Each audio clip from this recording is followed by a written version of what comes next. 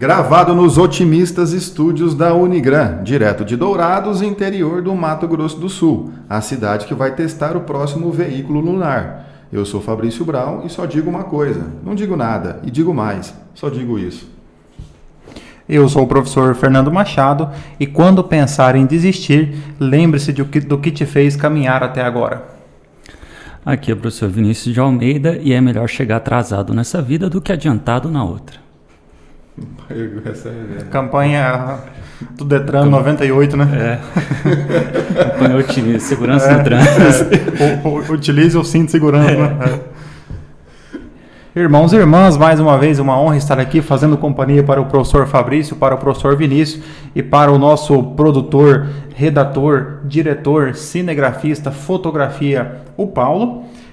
Gostaríamos de agradecer aqui mais uma vez a todos aqueles que participam do nosso podcast ao longo da semana, trazendo sugestões. Logo mais falaremos aqui o nome daqueles que fizeram as perguntas, que nós vamos aqui abordar algumas delas neste programa. Lembrando para que você, caso você ainda não seja nosso inscrito no YouTube, que inscreva-se no YouTube para que nos acompanhe também no Instagram e no Spotify. Bom, já que você agradeceu, né?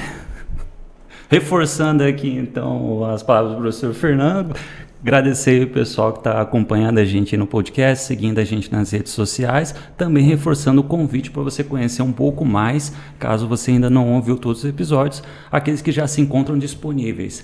E assim, pessoal, sei que vocês estão pedindo, sei que está já virando uma greve aí entre vocês, mas infelizmente a nossa caneca ainda está esgotada.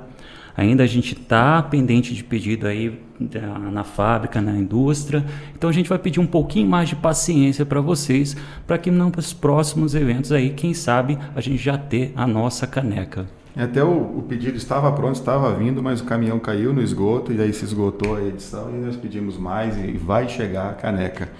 Fechamos parceria agora com novos empreendimentos, mas só vamos divulgar a partir do momento que estiverem à disposição. E se vocês quiserem recebê-las no conforto do seu lar, peçam para o Fernando que ele lhes diz como. Não é? Correto, entrega logo mais canecas Direito do Mato Delivery, né? Delivery. Você pede e recebe aí na sua casa. Primeiro você passa o Pix para a gente e daí você recebe no conforto do seu lar. Preços, etc., em breve nas nossas redes sociais. Melhor assim. Exato. E agora já fizemos aqui a nossa propaganda prévia das canecas do Direito do Mato. Vamos então tratar de alguns assuntos do nosso giro de notícias de hoje, né? Atendendo aqui a sugestão do Vilmar Rocha e da Amanda Lisbinski, que falaram aqui sobre a intervenção da Petrobras, então vamos aproveitar e falar um pouco sobre esse assunto e, sobretudo, a notícia de ontem, né, do projeto de lei para a privatização dos Correios, ou o nome técnico que o governo federal utiliza, a desestatização dos Correios. Giro de notícias. Uma vinhetinha. Vamos gravar uma vinheta. Eu não podia ter perdido esse momento. Ô Paulo, pode cortar depois, tá? Não corta. Não corta. Vai lá, deixa Fernando. Registrado minha vergonha, mas Fiquei sem palavras. Ficou emocionado? A tamanha espontaneidade do nosso colega Vinícius, que não passou pelo antidoping hoje. Bom, o presidente Jair Bolsonaro entregou nesta quarta-feira ao presidente da Câmara o projeto de lei que possibilita a privatização dos Correios, né? Chamado de marco regulatório para o setor postal. Está na moda agora essa expressão marco regulatório em termos de gestão pública, né? E que traz algumas metas para universalização e qualidade dos serviços e estabelece a Agência Nacional de Telecomunicações como agência reguladora para o serviço postal. O texto tem algumas exigências, por exemplo, a obrigação da manutenção de um serviço postal universal em todo o território nacional, de modo contínuo e com modicidade de preços. Então vai seguir um modelo meio americano, vai ter o correio ainda, para cartas e etc. ou não? Eu não li. Não, exato. Um dos pontos é que, aqui, já que adiantou um pouco o nosso assunto, né? Mas uma das exigências é que seja mantido o serviço postal, que é esse serviço raiz dos Correios, né? Que é entregar correspondências, né? O professor Fabrício talvez já tenha mandado correspondências, recebido, talvez até colecionado selos, né? Essas 3 coisas que você falou eu já fiz. Em Amambaia eu cheguei a ter também uma breve coleção de selos com alguns. E uma das obrigações é que seja mantido o serviço postal. Até porque o Brasil é signatário do Tratado Internacional que regulamenta o serviço postal em nível mundial, né? Uma organização internacional que possui aí mais de 200 países signatários e o Brasil é um deles, né? Não foi um dos primeiros tratados? É um dos primeiros tratados, que é a União Postal Internacional, que ela tem como função justamente regulamentar aí o tráfego de comunicação postal pelos países que são signatários, né? Aqui no Brasil, quem é responsável, quem tem o monopólio do serviço postal são os Correios, né? A Empresa Brasileira de Correios e Telégrafos. Os Correios, eles foram se tornaram uma empresa pública em 1969, através do Decreto 509, e adquiriu então o monopólio do serviço postal no Brasil. Além do serviço postal, os Correios também atuam com vários outros serviços, por exemplo, o serviço de telegramas, né? E serviços por meio de convênio, também realiza serviços bancários, realiza comercialização de alguns outros serviços e também a entrega de encomendas, que hoje é o que movimenta a maior parte do faturamento dos Correios, é o serviço de encomendas. Aqui um ponto importante é que nesse caso não há monopólio, tá? Então o monopólio é só nas cartas. O monopólio no serviço postal. Então, se você quer mandar uma carta para um amigo seu que esteja lá no Tocantins, você vai encaminhar esta carta aqui. Você só tem o serviço dos Correios para essa utilização. Agora, se você vai fazer aqui a nossa entrega das canecas Direito do Mato, já temos aqui mais de 200 pedidos na região Norte e Nordeste. Para fazer essa entrega, nós podemos fazer a cotação, tanto com os Correios, quanto com a Azul, tanto com qualquer outra transportadora que possa fazer esse serviço. Então, um ponto importante é que os Correios têm um monopólio apenas no serviço postal. E esse é um ponto interessante, porque justamente o serviço postal é o serviço que menos traz lucro, né? Tanto porque as pessoas já não utilizam mais tanto, quanto porque normalmente ele é um serviço deficitário, porque o custo das postagens ele é muito baixo, né? Se você tem, por exemplo, o envio módico que se aplica a correspondências e se aplica, por exemplo, a livros e materiais didáticos, a entrega de um livro fica aí mais ou menos 10 a 15 reais na maioria das regiões do país. Então é um valor muito baixo, né? E carta é muito barato, são centavos, não é o valor de uma carta só. Você tem a opção também de utilizar a carta social, né? Que era cobrado 1 centavo, né? Apenas na carta social. Mas mesmo pagando o valor normal, o valor leva em consideração tanto o peso quanto a localidade, mas são valores bastante baixos. Mas você já mandou telegrama, né, Fernando? Eu já mandei telegrama. Eu já mandei. Não sou só eu que já usei esse serviço. Lá em Mumbai nós tínhamos também uma empresa que mandava o telegrama, né? Que é o telegrama, tipo um telegrama legal, né? Que é um Fiat Uno ali. Lá em Mumbai foi bastante... eu me lembro que na escola, eventualmente, os colegas recebiam, eu achava muito bonito, né? Meu sonho sempre foi receber um daquele da minha mãe e ela nunca mandou. Sorte a sua, hein? Acabou o serviço. Não, sorte a sua, você queria ficar traumatizado, né? Não, mas lá em Mumbai era status. Lá em Mumbai aquele helicóptero. Também.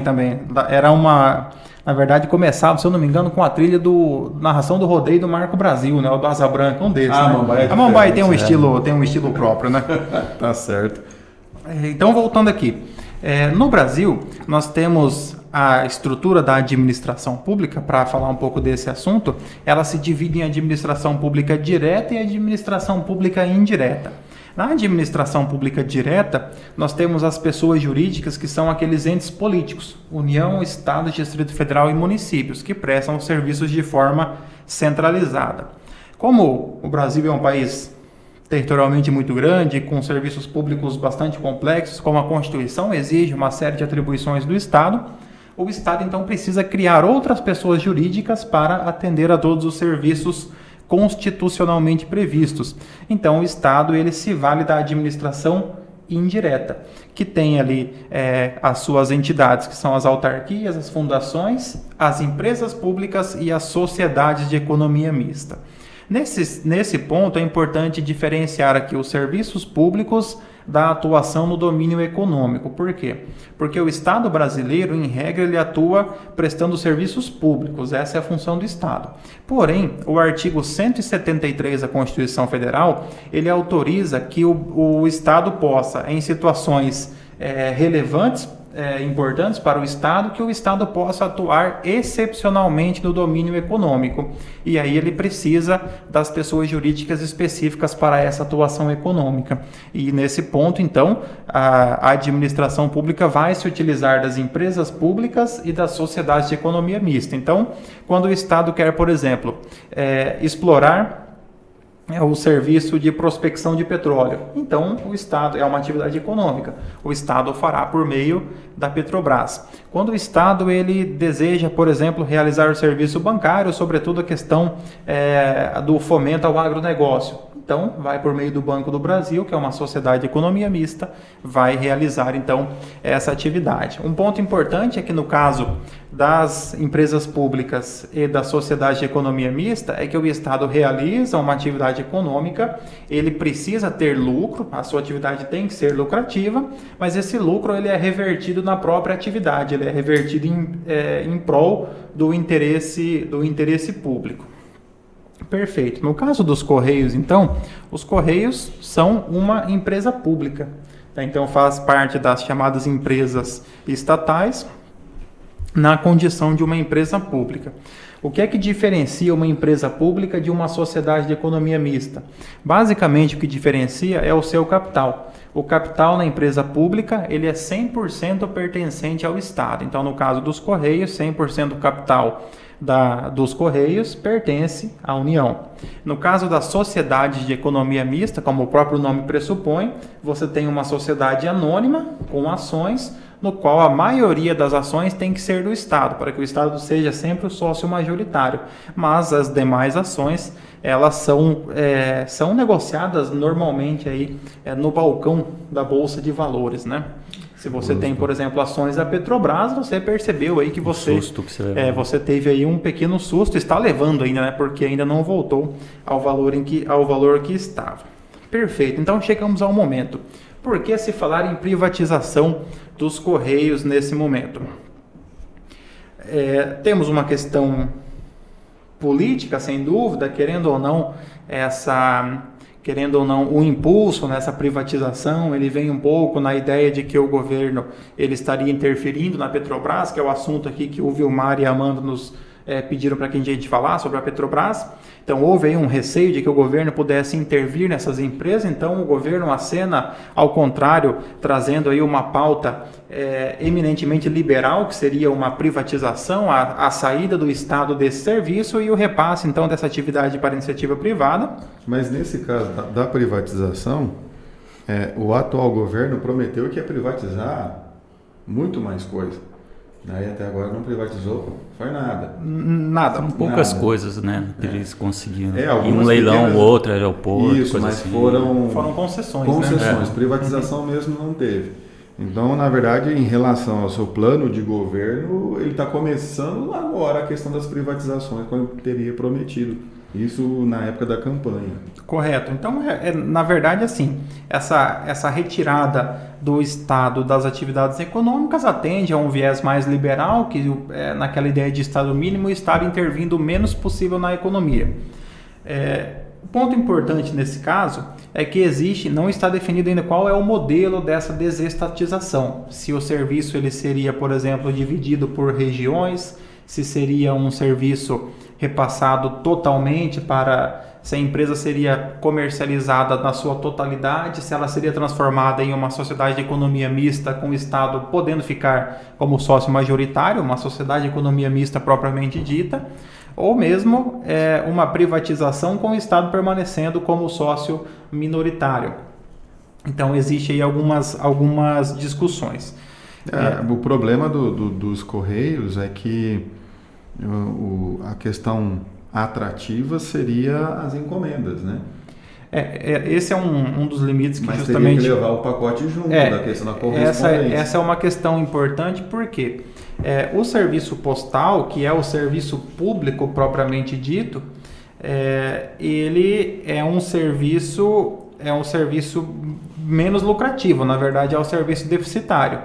Então, a forma da condução dessa desestatização é importante para que seja assegurado. Vamos dar aqui um exemplo. Em cidades pequenas, a agência dos Correios funciona de forma deficitária, porque certamente que você não tem ali faturamento suficiente para manutenção, por exemplo, se fosse uma empresa privada, ela não ficaria.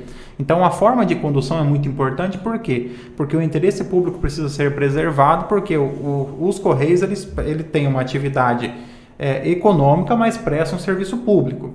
Então, se você repassa, por exemplo, esse serviço, vamos pegar aqui, imagine que a Amazon faça aquisição, ou que a Magazine Luiza faça aquisição, empresas que teriam interesse talvez aí nessa rede que os Correios exploram. Certamente que esse serviço ele não faria parte do portfólio, ou se fizesse seria de uma forma muito restrita, uma vez que não é um serviço interessante para a iniciativa privada. Então esse é um ponto importante. Outro ponto importante é que mesmo o Estado, ele deixando de participar diretamente na atividade econômica, o Estado ele precisa continuar regulando essa atividade.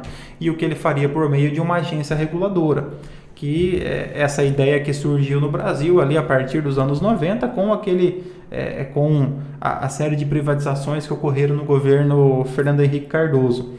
Então, a ideia já seria que o serviço dos Correios, o serviço postal, deixasse de ser prestado pelo Estado, iria para a iniciativa privada e essa atividade seria fiscalizada, então, pela estrutura que atualmente compõe a Anatel, que é a Agência Nacional de Telecomunicações. Ela vai chamar Agência Nacional de Comunicações. Seria uma ampliação, ou algo assim, né? Seria de comunicações, uma né? ampliação dos seus objetivos, né? Ela teria uma finalidade a mais, que seria regular, então, esse serviço. É porque as agências do Correio, numa cidade pequena, como a idílica Amambai, eu nem sei o que essa palavra significa.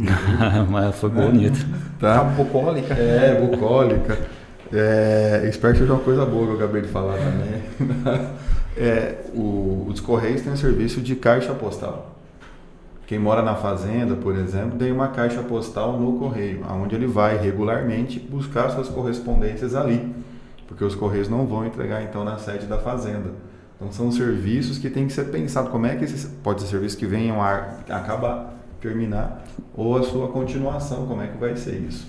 Sim, exato. É que nem o Fernando estava comentando, por mais que em agências, em cidades pequenas, elas são precárias, elas existem. Porque essa é, de fato, um dos objetivos das empresas públicas, sociedades de economia mista. Tudo bem que ela visa lucro, mas ela ainda pertence ao Estado. E o Estado tem que ser o mais abrangente por isso. O mais abrangente possível para atender o maior número de pessoas. Por isso que é mais fácil você achar uma agência do Banco do Brasil em cidades pequenas do que agências bancárias de bancos privados. Porque não há essa preocupação em questão... Há essa preocupação, com toda certeza, o princípio da eficiência. Mas há uma preocupação também de você abranger o maior número de pessoas. O que uma empresa privada vai falar, peraí, não é tão lucrativo mandar lá nos quintos. Nós temos alguns dados que apontam que cerca de 90% do faturamento, do lucro, né? do lucro dos Correios, ele vem de mais ou menos 350 cidades do país. Os outros 5.200 municípios compõem a parte do prejuízo. Então, certamente, nessas 350 cidades, você tem ali a região Centro-Sul e as principais... As capitais e as regiões metropolitanas. E a região Centro-Sul, ali, talvez uma região do litoral. Justamente por quê? Porque aqui o significado de idílico... É bucólico, caráter idílio pastoril, né? Pastoril, então, combina com a Amambai, né? Atividade... Queria agradecer ao Paulo, que agora está... Agora que nós temos um retorno, né? A gente tem aqui... Algumas críticas que são feitas ao modelo atual dos Correios. Primeiro que isso realmente nós temos uma crítica a ser feita.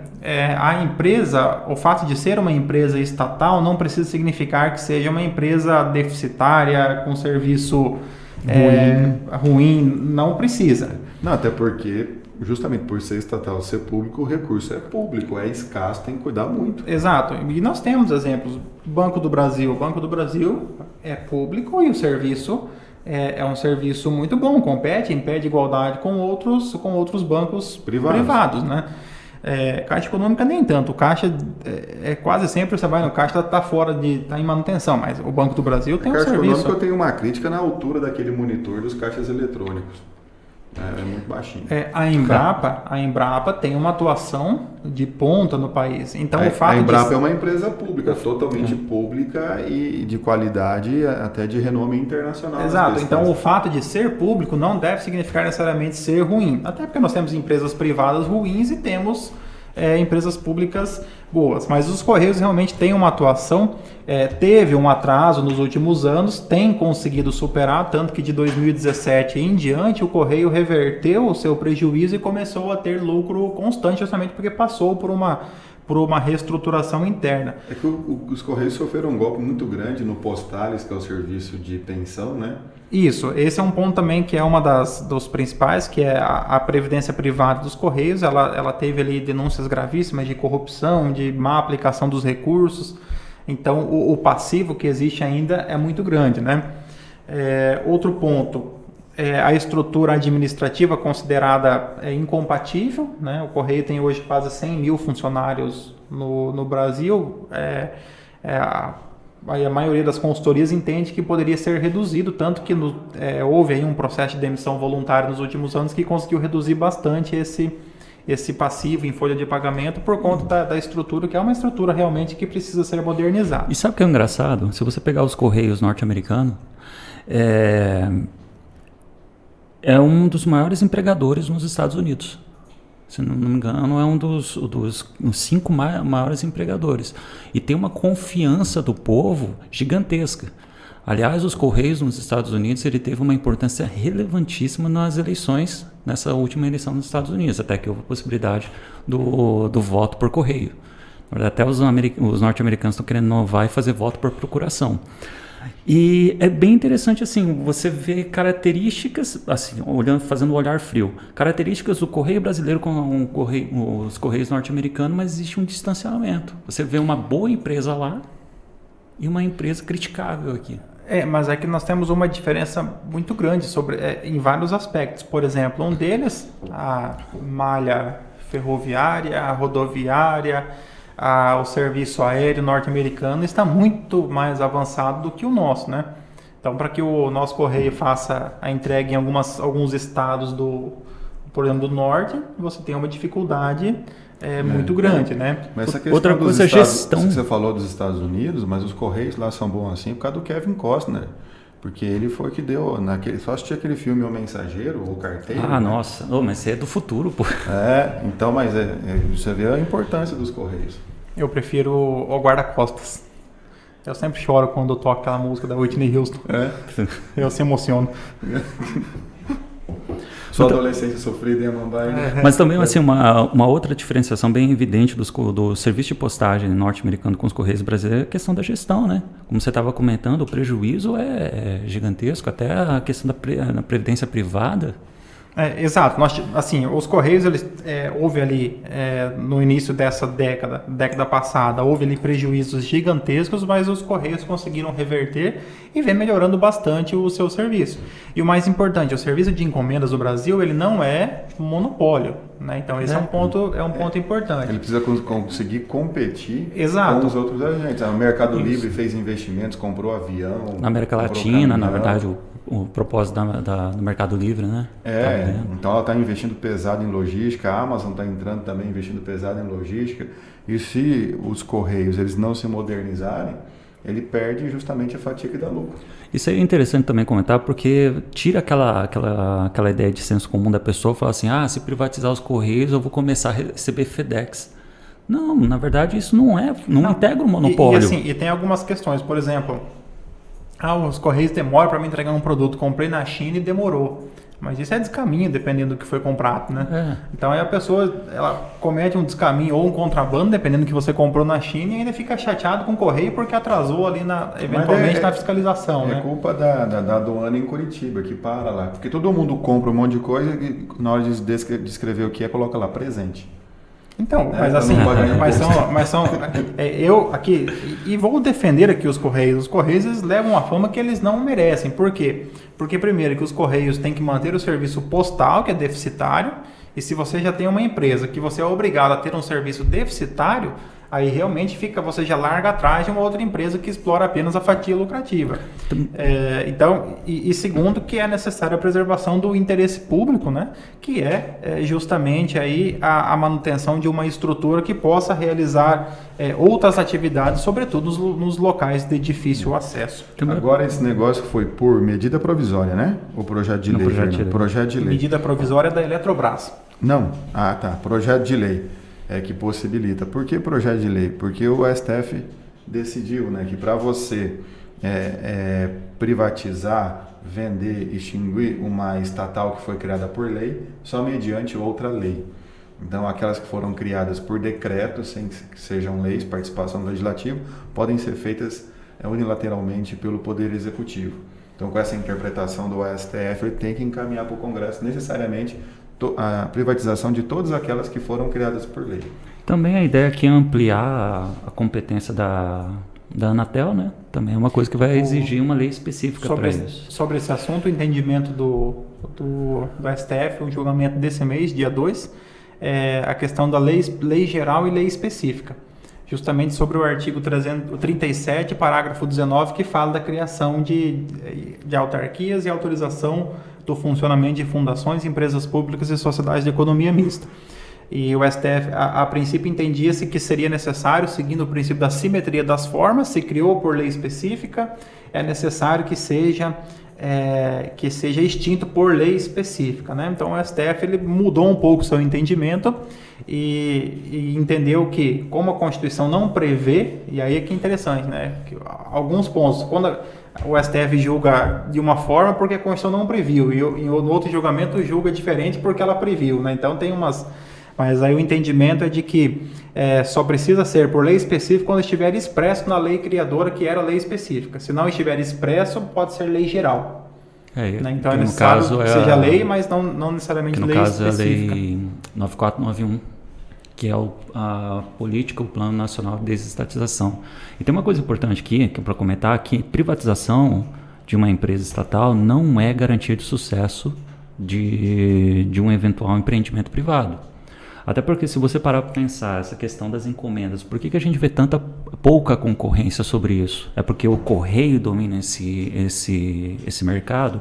Não só isso.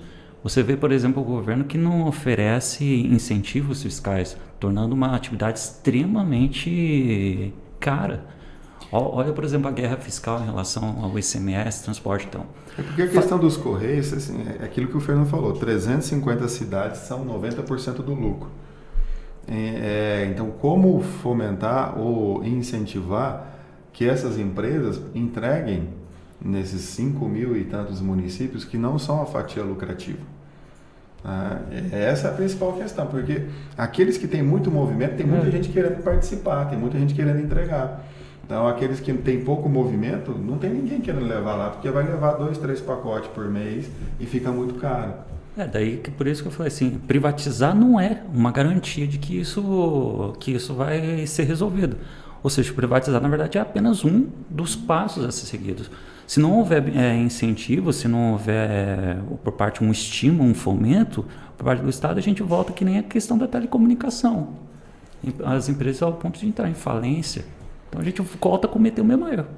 Aqui com relação à Petrobras, também essas notícias que nós tivemos, de certa forma houve um alarde do mercado muito maior do que aquilo que realmente é. Por quê? Porque o mandato do atual dirigente da Petrobras ele se encerra em março. Então o mandato dele se encerraria. Ele poderia ser reconduzido, mas o presidente optou por indicar uma outra pessoa. Indicou um general, né? Mas se bem que indicar general também na atual circunstância não quer dizer mais nada. Nós temos general aí em tudo, né? Considerando que o nosso presidente é capitão da reserva, indicar um general, Ele indica um indicando um general. amigo. Então não quer dizer muita coisa, não. E no caso da Petrobras, então, houve uma indicação de um general, que ele estava atualmente atuando na Itaipu Nacional, era diretor da Itaipu Nacional, e ele passará então aqui um ponto interessante. Ele deve ser indicado para o Conselho Administrativo da Petrobras, porque só pode ser presidente da Petrobras quem é do Conselho. Então ele é indicado para o Conselho, e o Conselho então é que o nomeia para presidente dessa empresa, dessa sociedade de economia mista. Então, na verdade, houve uma indicação de uma pessoa que é uma competência legítima do presidente da República. Por quê? Porque ela é uma empresa estatal, né? Aí, se é a pessoa que o mercado gostaria ou não gostaria, se as declarações do presidente não foram bem recebidas no intuito, no contexto em que ele tem zerado algumas taxas e alguns impostos que incidem sobre o combustível. Mas aqui nós temos um problema um pouco maior. Por quê? Porque ao longo dos últimos anos, das últimas décadas no Brasil, na hora de se criar algum imposto para intervenção no domínio econômico, se colocava no combustível, porque combustível é algo que todos consomem, né? Então aí o Estado acaba inserindo muitas taxas e muitos impostos no combustível. É um produto, uma commodity que o preço é regulado em dólar. Então, o real defasado, o preço do barril do petróleo subindo, o dólar então aumentando, necessariamente o preço vai aumentar. É uma lei do mercado, não há muito o que se fazer, né? Mas aí, então, houve uma atuação legítima, legal do presidente da República, que gerou um desconforto um tanto quanto exagerado aí no mercado de ações e na mídia como um todo. Especulativo também, e um tanto quanto especulativo, né? O mercado em 2 dias derrubou, depois começou a subir. Já está dá para cheirar ali que tem uma especulação ali também. Então, nesses casos, assim, é de se esperar que empresas estatais tenham interferência do seu ente acionário.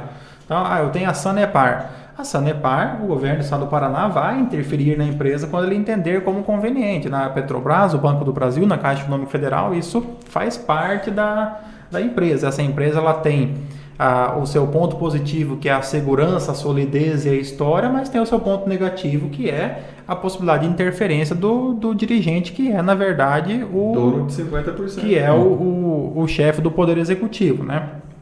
No caso dessas empresas, é muito comum que tenham as chamadas Golden Share, né? Aquelas ações ali que permitem que algumas situações elas não dependam dos acionistas, né? Sejam geridas pelo governo, como por exemplo no caso da Petrobras, com relação à sede, com relação à indicação, com relação ao nome da empresa. Não sei se você se lembra que Fernando Henrique Cardoso tentou trocar o nome da Petrobras para Petrobrax, isso lá no final dos anos 90, Ele né? tentou. Foi uma tentativa para entrar no mercado internacional. Exato, umas coisas. E na época a Petrobras era conhecida porque era fornecedora do combustível da Williams, né? Isso, foi durante muitos anos, hoje não é mais. Quando ela parou de ganhar tudo e a Williams está desse jeito agora. Exato. Não sei se foi isso, mas tudo bem. Eu creio que não. Desculpa, Petrobras, a gente ainda quer seu patrocínio.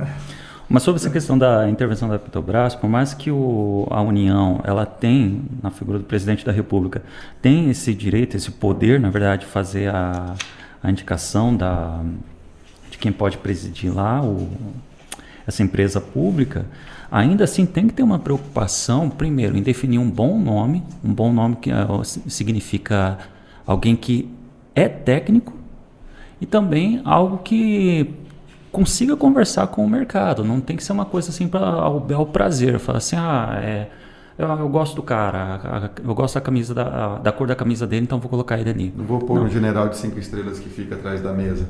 Por mais que é o presidente da República, ainda assim ele é um gestor, o que exige uma fundamentação, existe toda uma espécie de deferência administrativa na sua tomada de decisão. Então não dá para colocar até porque governos passados mostraram isso. O Joaquim Silvio Luna, o general indicado, ele estava na Itaipu Nacional, ele fez uma boa gestão lá. Ele conseguiu, estava deficitário e etc, melhorou, ele já estava nesse serviço público de gestão de empresa, e ainda mais a Itaipu, que é binacional, são gestões de 2 países. Então ele já estava... E o outro é o Paraguai, né? Então, o que torna mais difícil ainda. Né? Então, e aí negociar com o Paraguai. Continuando esse negócio da Petrobras aqui, já que você estava falando, de intervenção e etc., o Bacen, por exemplo, teve uma modificação na sua lei. O pessoal falou de independência. Não foi independência, foi autonomia. Né? Porque o presidente, o chefe executivo, continua indicando o presidente do Banco Central. Ele passa a ter um mandato, certo? O presidente tem que respeitar esse mandato. Ele pode retirar o presidente antes do mandato, mas desde que ele faça isso com autorização do Congresso e devidamente motivado. Então isso dá uma autonomia para o Banco Central poder trabalhar. O Banco Central continua vinculado ao Ministério da Economia e à Presidência da República, mas tem uma certa autonomia para conduzir políticas públicas como taxa de juros e etc. O pessoal falou de independência, vamos liberar e tal, e o Banco Central não é mais do Estado. Não. Tem que separar as coisas. Continua tendo poder de interferência, continua, mas é menor porque deu o Congresso. Tem que falar, não, tem que tirar esse cara que ele está fazendo muita cagada. Aqui. O Congresso autoriza, daí retira. Então, algumas alterações estão sendo feitas e a manchete às vezes nos leva a interpretar a coisa totalmente errada, né? Sim. Mas Vinícius, tem coisa diferente a não ser essas... Mudando de assunto. Como diz você, de saco para sacola? Mudando de saco para sacola. Vamos para uma segunda notícia aqui, bem interessante. Olha só, grávida é picada por jararaca e mata animal a vassouradas no Mato Grosso. Ela matou a sogra? Putz. É um nível meio Praça Nossa, né? Daqui a pouco vem o Casal Bé, não teve a risada do Casal O Bé? Matheus Ceará aqui, né? Então, vamos lá, comentando essa notícia aqui do nosso estado vizinho. Uma mulher de 32 anos levou um tremendo susto enquanto estendia roupas num varal na zona rural da cidade de Alta Floresta, Mato Grosso. Zona rural de Alta Floresta. Alguém falou foi o Fernando, Cidade foi eu, não. Da Alta Floresta. Grávida, ela não percebeu a presença de uma jararaca e levou uma picada no tornozelo. A sogra veio de pantufa, né? Putz, isso daqui vai ficar nisso agora. Uma coisa ruim aqui. Ele matou a cobra, não foi a cobra. O caso aconteceu anteontem no município, fica a 800 quilômetros de Cuiabá. Puta, é uma piada pronta cada frase aqui, né? A gestante, que não teve sua identidade divulgada, matou o animal com o cabo de uma vassoura e procurou socorro com os vizinhos. Ela teve de ser levada às pressas para ser atendida num veículo próprio. Essa notícia a gente retirou do UOL e o UOL apurou que ela está com um estado de saúde estável. O interessante aqui é que... Interessante que o pessoal não sabe formar uma frase. Ó. Ela foi atendida num veículo próprio ou ela foi levada num veículo próprio para ser atendida? É verdade, ela teve de ser levada às pressas para ser atendida. Manda para Juliana essa frase. O interessante aqui é a gente trazer duas coisas de análise dentro dessa notícia. Primeiro, o Estado ele tem responsabilidade por esse infortúnio que aconteceu? Porque no final das contas você tem um animal silvestre, você tem um animal que não é de propriedade, não pode ser de propriedade privada, que acabou agredindo uma pessoa, acabou picando uma pessoa. O Estado responde por isso? Aí o primeiro ponto assim, é a gente ir lá para o direito civil, né? E aí apesar da ajuda do professor Fabrício. Eu não tinha combinado essa parte, mas tá bom. Então né, surpreendendo aqui. Regra geral, né? O dono do animal ele tem responsabilidade, né? É sim, a propriedade imóvel, ele responde pelos danos causados. Daí a responsabilidade acho que é normalmente o que? Objetiva, né? Objetivo. É um bem semovente. É causado pela coisa, pelo animal. Só que aqui a gente está falando de um animal que não tem dono, na verdade. Não dá para você falar que o Estado é dono de uma jararaca que está lá no meio do mato, em alta floresta. Não, senão assim o Estado estava ferrado se ele fosse responder por tudo. E aí também acaba até a gente trazendo isso para o âmbito urbano, vem aquela questão, pô, e se eu for atacado por um cachorro de rua? O Estado responde? Quem que responde por se eu for mordido por um cachorro de rua e eu precisar ir para o hospital, tomar vacina contra a raiva e etc e tal? É legal, assim, fazer uma pesquisa rápida aqui para trazer para vocês. Algumas legislações municipais e estadual, eles apresentaram um conceito chamado animal comunitário, que é tipo aqueles cachorros de rua que é adotado pela vizinhança. Tipo o Sicredi, quem coopera cresce. Não, mais ou menos os isso. gatos e os cachorros que ficam aqui ao redor da Unigrande. Isso São aí. animais comunitários. Fica dando comida, fica cuidando, etc. e tal. E essas legislações, você tem no estado de São Paulo, na cidade de São Paulo, na cidade do Rio de Janeiro, no estado do Rio Grande do Sul, não vi se no Mato Grosso do Sul tem. Essa ideia de animal comunitário é justamente primeiro para dizer o seguinte: olha, esses animais que são cuidados pela vizinhança, mas ninguém assume porque é filho feio, esse tipo de animal, ele tem que ser castrado, tem que ter toda uma preocupação assim de saúde pública, etc. e tal. Só que também alguma dessas legislações joga a responsabilidade desses animais comunitários, desses cachorros de ruas, a essas pessoas que cuidam. Então, se, por exemplo, pegar a legislação do Rio de Janeiro, que joga a responsabilidade para quem cuida, se esse cachorro de rua que fica lá na vizinhança, aquele cachorro lá que fica na porta de estabelecimento, porta de boteco e tal, vem e morde alguém, aquelas pessoas respondem por pelo dano causado pelo animal. Nenhuma boa ação ficará sem perdão. Pois é, cara, olha que interessante isso aí. Eu não vi se Dourados tem isso, ou como disse, o Mato Grosso do Sul tem. Só que daí a gente volta à questão da jararaca. O Estado não tem guarda sobre esse tipo de animal. Então o Estado responderia sobre esse tipo de situação? Aqui a gente dá para falar uma espécie de omissão por parte do Estado. Eu não sei, acho que não. Mas se vocês estão no meio do mato, lá Alta Floresta. na zona rural de Floresta. Alta Floresta, é dolo eventual, né? Você assumiu o risco, né, de ser picado por uma cobra, né? Você aceitou, né? Eu acho que é mais ou menos nesse sentido, né? Igual na fazenda, etc., zona rural, você tem bicho de tudo que é jeito, então tem que estar prevenido. Interessante, sim, para trazer essa Colocar- notícia, Pôr guiso na sogra, né? Puta piada de história. Para trazer essa notícia aqui Pior para que eu você. Pensei num comentário agora sobre... Não pode falar? Não, melhor não. Melhor não, tá certo. Falando sobre picada, não, melhor não. Eu fiz uma rápida pesquisa assim, jurisprudencial para ver se havia alguma decisão ou outra para trabalhar justamente esses animais sem donos e a possível responsabilidade do Estado. E é difícil você encontrar algumas decisões sobre isso. Normalmente você atribui a responsabilidade do Estado se, por exemplo, não deu um tratamento à pessoa adequado no hospital. Por exemplo, se ela foi no hospital lá e todo mundo cruzou os braços. Mas, por exemplo, seguindo usar a linha do nosso amigo, podemos convidá-lo aqui, o professor Gilberto, que defende que o animal, então, ele tem personalidade jurídica. Ele é um sujeito de Então, direito. eu poderia ingressar, na opinião dele, poderia ingressar com ação contra o... Não, no caso Contra seria a cobra. contra os herdeiros da cobra, né? Porque matou a cobra. É verdade, né? É verdade. Ou até os herdeiros da cobra, né? Matou a cobra no São Mas Paulo. vamos deixar esse assunto para convidar, então, o professor Giba para Só- falar um pouco. Só que olha só como essa mulher ela teve azar. A Lei 9.605 de 98, que é a lei que trata sobre crimes ambientais, tipifica no seu artigo 29, dentre outros verbos, que matar animal silvestre é um crime ambiental. Por mais que essa própria lei ela apresenta excludência e ilicitude no artigo 37, ela fala, olha, vai ter situações onde o abate não será criminalizado, em nenhuma dessas situações se encaixa... Legítima defesa. eu não sei se Mas chega a aqui, ser ó, legítima defesa. Acho que assim, ó, por ser nocivo o animal, desde que assim caracterizado pelo órgão competente, eu acho que uma jararaca é nociva. Mas eu estava Não pesquisando... necessariamente. São aquelas situações que envolvem por exemplo, aquelas espécies endêmicas de uma região, por exemplo, que são soltas ali, no caso dos javalis ali que causam danos, mas é necessário, o abate deve ser autorizado previamente. E normalmente, por um órgão. cobra não é um animal de agressão, de ataque, né? De defesa. Então, normalmente, quando ela ataca, na verdade, é como se ela estivesse respondendo a uma agressão. Se me atacar, eu vou atacar. E aí, a jararaca, deu uma pesquisada, ela não é classificada como um animal nocivo. Então, no final das contas, olha a desgraça dessa mulher. Ela foi picada, correu risco de morte. Foi atendida no veículo dela.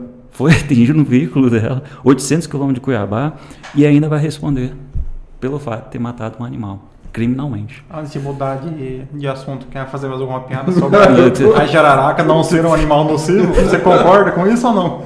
Eu não concordo muito, não. Eu acho que não tem uma mulher, né? Não tem o nome dela aqui, mas acho que nem ela concorda. Vai preservar a intimidade.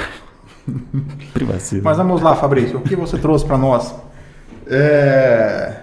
Olha só, uma cabeleireira de Mato Grosso do Sul manda um sofá para reforma, liga para retirar e descobre que o objeto, o sofá, foi vendido para outra pessoa. E alega, estou sem dormir. Eu só não sei se ela dormia no sofá. É verdade. Ela perdeu o sono por conta do sofá.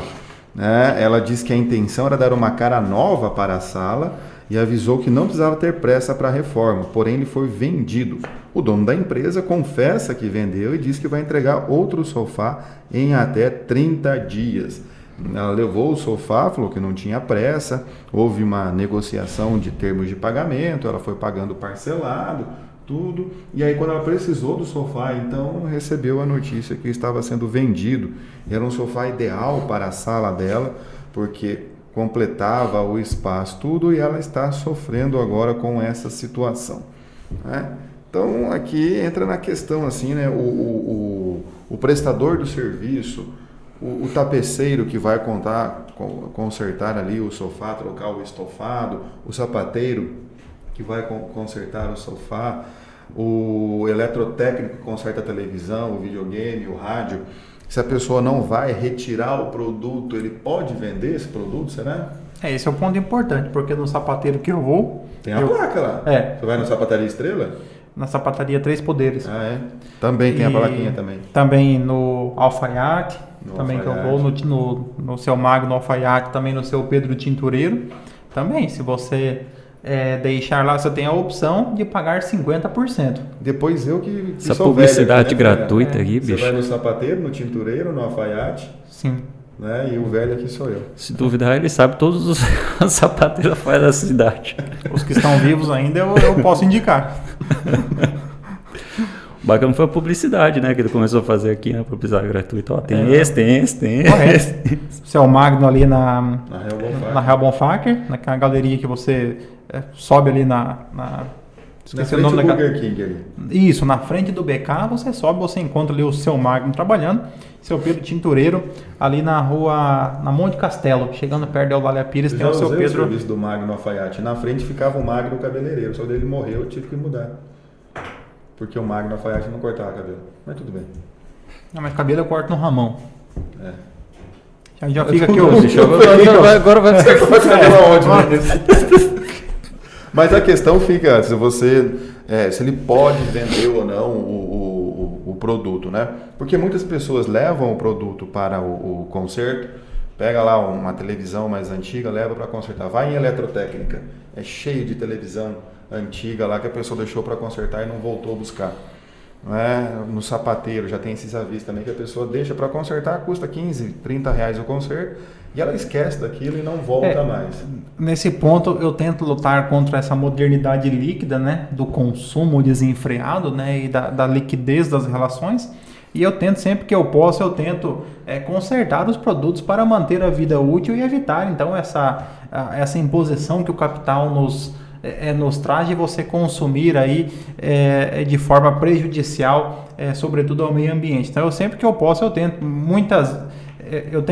Posso dar um exemplo, que o caso concreto, eu tenho um ventilador que eu já gastei o preço de 2 ventiladores consertando esse ventilador. Essa desculpa sua, esse seu discurso, lá. Parece mais de um mão de vaca querendo justificar. Mas eu já gastei mais com um ventilador do que o preço de um ventilador. O ventilador hoje você compra até na farmácia, vende ventilador, né? Aí quando assim... Brisa que você comprou na linha de fronteira? Não, esse já aí, não, quando esse não teve mais conserto. Aí quando assim a justificativa é que tem um valor sentimental.